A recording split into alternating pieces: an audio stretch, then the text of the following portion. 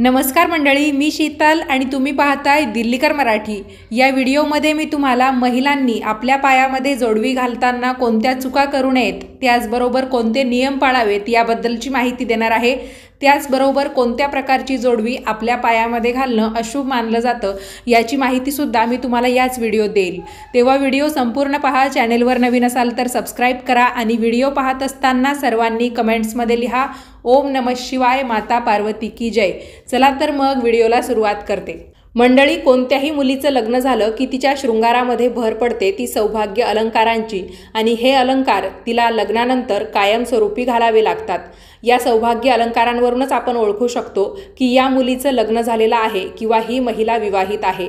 नवविवाहित तरुणीसुद्धा याच गोष्टींमुळे आपल्याला अगदी पटकन ओळखायला येतात, जसं की गळ्यामध्ये मंगळसूत्र असणं, हातामध्ये हिरवा चुडा असणं, कपाळावर टिकली किंवा कुंकू असणं, पायामध्ये पैंजण असणं आणि पायाच्या बोटांमध्ये जोडवी असणं। आजकाल मंगळसूत्र गळ्यात घातलं, टिकली लावली, बांगड्या घातल्या म्हणजेच स्त्रिया सौभाग्यवती आहेत हे सिद्ध होतं। तसं बघायला गेलं तर 16 शृंगार आहेत, पण आपल्या रोजच्या जीवनामध्ये आपण एवढे सगळे करू शकत नाही। त्यामुळे महिलांना जेवढं शक्य असेल तेवढं त्या करतात।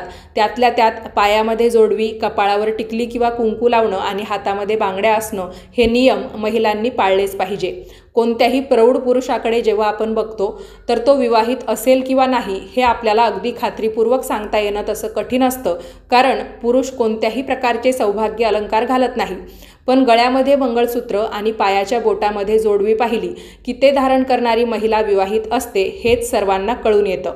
त्यामुळे जोडवी घालणं ही लग्न झाल्याची निशाणी मानली जाते। एक लग्न झालेली स्त्री गळ्यामध्ये काळ्या मण्यांचं मंगळसूत्र, केसांच्या भांगेमध्ये सिंदूर, हातामध्ये बांगड्या हे सगळे घालतेच।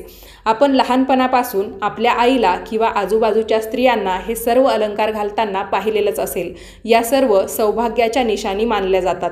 एकदा की वरवधूच्या डोईवर अक्षता पडल्या की त्यानंतर जेव्हा गौरीहर पूजनाची वेळ येते किंवा सप्तपदी चालण्याची वेळ येते तेव्हा त्या नववधूच्या अंगावर पहिला दागिना मंगळसूत्र घातला जातो। आपण मंगळसूत्रसुद्धा बघतो की जेव्हा ते नवरीच्या गळ्यामध्ये घातलं जातं तर वाट्या ज्या आहेत त्या उलट्या आल्या पाहिजेत अशा पद्धतीने ते मंगळसूत्र घातलं जातं, आणि त्या मंगळसूत्राच्या दोन्ही वाट्यांमध्ये एकात हळदी आणि एकामध्ये कुंकू भरलं जातं।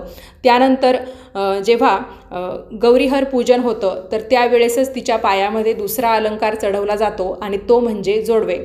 आजची फॅशनसुद्धा खूप लोकप्रिय आहे, कारण पायातील जोडवी हा सौभाग्य अलंकार आहे। त्यामुळे जरी पूर्वीच्या महिला ज्या आहेत त्या जाड टपोरे जोडवे घालायच्या, पण आजच्या मुली बारीक का होईना जोडवे घालायला विसरत नाही। अनेक जणी फॅशन म्हणून घालतात किंवा अनेक जणी आपले सौभाग्य अलंकार आपण कोणत्या ना कोणत्या पद्धतीने जपायला हवेत म्हणून का होईना आवर्जून वापरतात। त्यामुळे बऱ्याच तरुणी किंवा बऱ्याच सौभाग्यवती महिला जीन्स जरी वापरत असल्या तरी पण जोडवे घालायला अजिबात विसरत नाही। लग्नामध्ये आपल्या पायात जे जोडवे घातले जातात किंवा मग जोडव्यांच्या शेजारी घालण्यासाठी ज्या विरोद्या किंवा मासोळ्या घातल्या जातात तर त्या किती दिवस ठेवायच्या हा सुद्धा प्रश्न बऱ्याच वेळा येत असतो। तर लग्नात आपल्याला जी जोडवी किंवा विरोद्या, मासोळ्या जे काही घातलं जातं तर हे अलंकार आपल्याला 1.25 महिना होईपर्यंत ठेवायचे असतात। नंतर हे जोडवे आपल्याला पुन्हा एकदा सोनाराला देऊन त्यामध्ये अजून चांदी टाकून ते जोडवे किंवा मग तुम्हाला जर पुढे जाऊन सुद्धा म्हणजे 1.25 महिन्यानंतर सुद्धा तुमच्या पायामध्ये मासोळ्या, विरोद्या जे काही घालायचं असेल तर त्या तुम्ही नव्या बनवून घेऊ शकतात। कारण लग्नामध्ये जे काही जोडवे आपल्या पायामध्ये घातले जातात तर ते अगदी बारीक किंवा नाजूक असतात, कारण या 1.25 महिन्यामध्ये आपल्याला म्हणजे आपल्या बोटांना ती सवय व्हावी यासाठी अगदी नाजूक दागिने ते घातले जातात, किंवा मग ते थोडेसे तकलादू आहेत असं पण आपण समजू शकतो।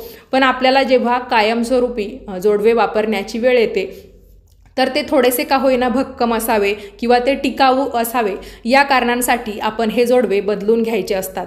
म्हणजे यामध्ये सुद्धा काही जबरदस्ती नाही। बऱ्याच जणींना वाटतं की माझ्या लग्नाची आठवण आहे, मला कायमस्वरूपी ती जपून ठेवायची आहे, तर 1.25 महिना झाल्यानंतर तुम्ही ती जोडवी किंवा मासोळ्या, विरोद्या जे काही तुमच्या पायामध्ये घातलं असेल तर ते तुम्ही काढून ठेवू शकता। एखाद्या डबीमध्ये वगैरे तुमच्या आठवणी कायमस्वरूपी जपून ठेवू शकता, पण 1.25 महिन्यानंतर तुम्ही तुमची जोडवी जी आहे ती बदलून घ्यायला अजिबात विसरू नका।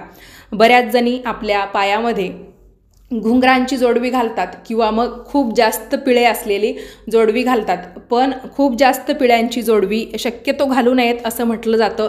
ज्यांच्याकडे पहिल्यापासून परंपरा आहे त्यांनी ती घातली तरी पण काही हरकत नाही. पण आपलं शास्त्र असं सांगतं एकंदरीत 2-3 पिळे असलेले जोडवे आपण आपल्या पायामध्ये घातले पाहिजे किंवा मग एक सिंगल जोडवी आजकालच्या मुली घालतात तर तेही घालणं चुकीचं आहे. ते सुद्धा आपण घालू नये. एकतर पायामध्ये आपल्याला जोडवी घालायचीच असतील तर ती 2 असावी, नाजूक का होईना पण 2 असावीत किंवा मग पिळ्यांची घातली तर त्याला 2-3 वेढे असावेत एवढी जोडवी आपण आपल्या पायामध्ये घातली पाहिजे. पण पूर्ण बोट भरून काही जणींच्या पायामध्ये आपल्याला पिळ्यांची जोडवी दिसतात तर ती सुद्धा शास्त्रामध्ये वर्ज्य सांगितली गेली आहेत.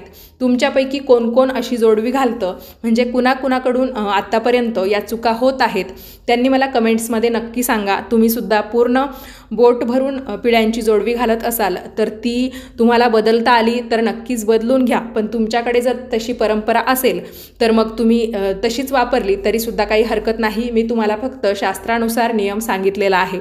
त्याचबरोबर ज्या जोडव्यांना घुंगरं असतात तर अशी जोडवीसुद्धा आपल्याला वापरायची नसतात. आपला हिंदू धर्म खूप मोठा आहे पण हिंदू धर्मामध्ये बऱ्याच समाजाची लोकं राहतात किंवा मग भागानुसार सुद्धा आपले जे काही अलंकार असतात, आपली वेशभूषा असते किंवा आपली बोलण्याची पद्धत असते ती सुद्धा बदलत जाते.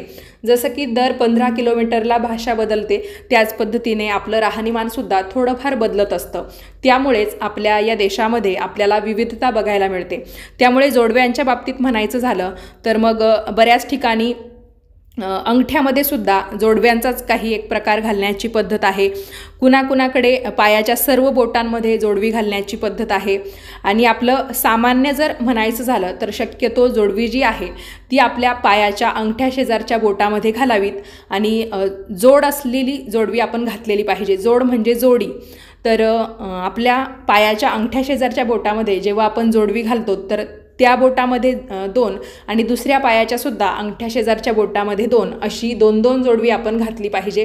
त्यानंतर मासोळ्या घालायच्या की नाही, विरोध्या घालायच्या की नाही हा आपला म्हणजे सर्वस्वी आपला प्रश्न आहे. पण जोडवी शक्यतो तुम्ही याच प्रकारची घ्यावीत असं शास्त्र सांगतं.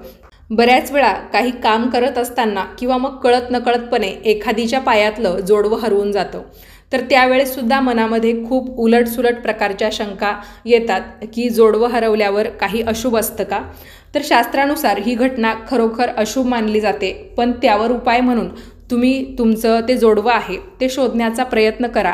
आणि कधी हरवलेली गोष्ट आपल्याला सापडत नाही किंवा मग आपण प्रवास करत असतो त्यावेळेस समजा जोडवं पडून गेलं किंवा काही काम करत असताना म्हणजे थोडक्यात सांगायचं झालं तर शोधूनसुद्धा आपल्याला आपलं जोडवं जर सापडलं नाही तर लवकरात लवकर म्हणजे शक्यतो कमीत कमी वेळात ते जोडवं जे आहे ते आपण नवीन तयार करून घ्यावं किंवा मग आपल्या पायामध्ये जेवढे जोडवे आता शिल्लक आहे तेवढे सोनाराला देऊन तुम्ही लवकरच नवीन जोडवे तयार करून आपल्या पायामध्ये घालावे.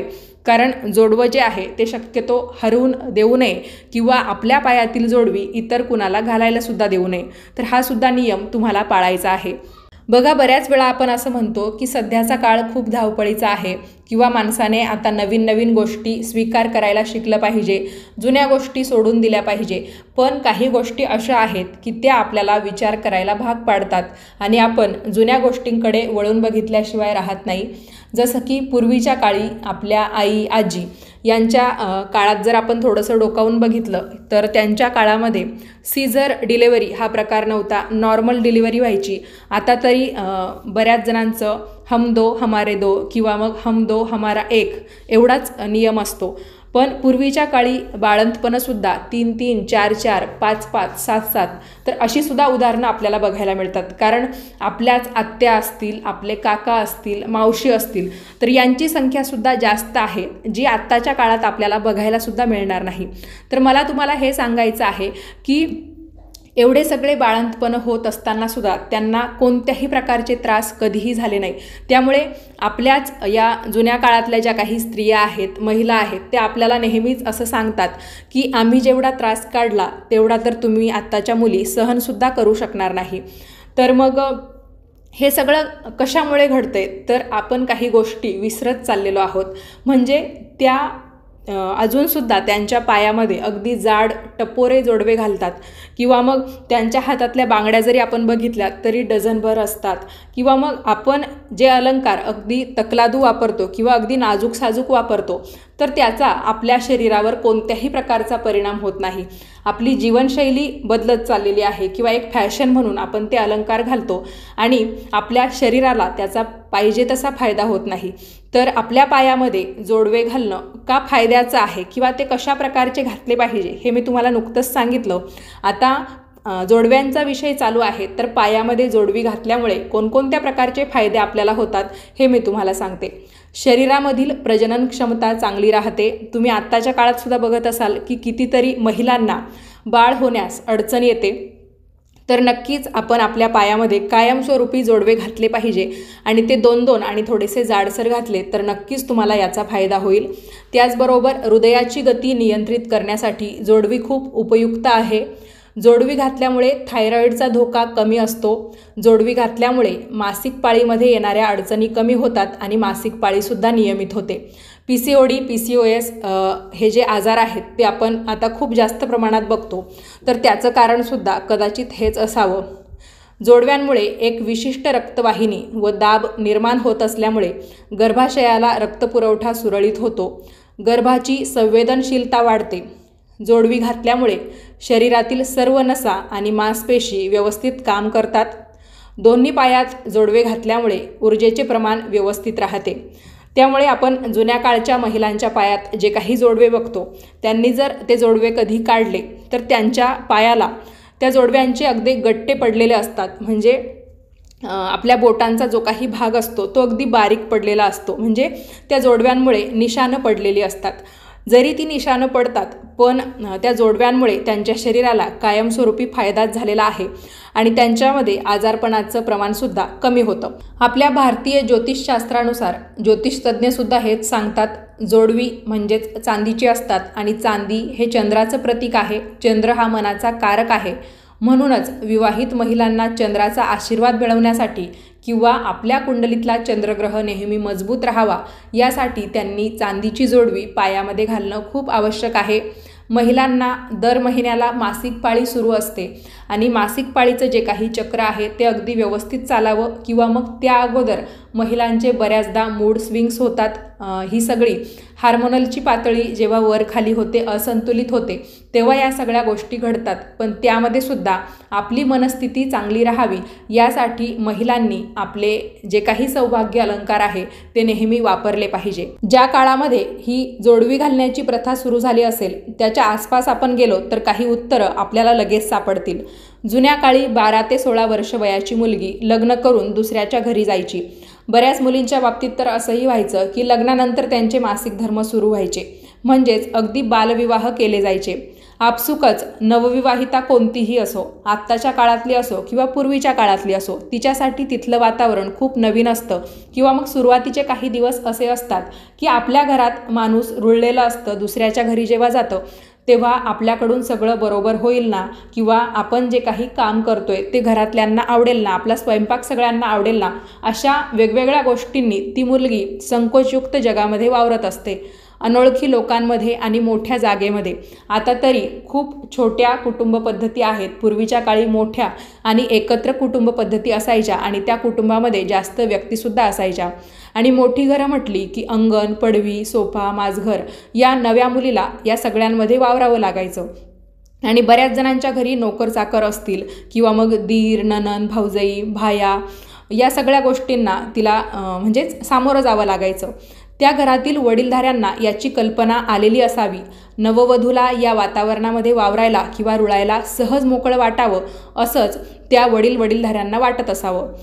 तेव्हा जेव्हा जेव्हा अशी नववधू आपल्या घरामध्ये वावरायची तेव्हा या आभूषणांचा आवाज म्हणजे जोडव्यांची टकटक असेल, बांगड्यांचा आवाज असेल किंवा मग आपल्या पायामध्ये आपण जे काही पैंजण घालतो त्यांची छुमछुम असेल, यामुळे बाकी लोकांना तिची चाहूल लागायची आणि ते आपले वावरणे तिला सुलभ आणि विनासंकोच वाटावे असे वागायचे किंवा असे करायचे आणि तिलासुद्धा त्यात एक प्रकारची सुरक्षितता वाटायची। म्हणूनच वाटतं कदाचित या उद्देशाने प्लस एका स्त्रीचे आभूषण म्हणून हा जोडवी प्रपंच केलेला असावा। हातभर चुडा, पैंजण आणि अशीच काही आभूषणं की ही तिच्या नवीन घरातील सुरुवातीच्या काळामध्ये ज्यांचा असा नकळत आवाज येतो तिच्या वावरण्याला निसंकोचता सुलभता यावी याकरिता मुद्दामून केला गेला असावा। तर या व्हिडिओमध्ये मी तुम्हाला जोडव्यांचे नियम सांगितले, त्याचबरोबर जोडव्यांचं वैज्ञानिकदृष्ट्या, ज्योतिषशास्त्रीयदृष्ट्या आणि वडीलधाऱ्यांच्या दृष्टीने काय महत्त्व होतं ते सुद्धा सांगितलं। व्हिडिओ तुम्हाला कसा वाटला कमेंट्स करून कळवा। आवडला असेल तर व्हिडिओला लाईक करा, जास्तीत जास्त शेअर करा आणि असेच छान छान माहितीपूर्ण व्हिडिओज पाहण्यासाठी आजच दिल्लीकर मराठीला सबस्क्राईब करा। भेटूयात पुढच्याच नवीन व्हिडिओमध्ये। तोपर्यंत सर्वांनी काळजी घ्या। धन्यवाद।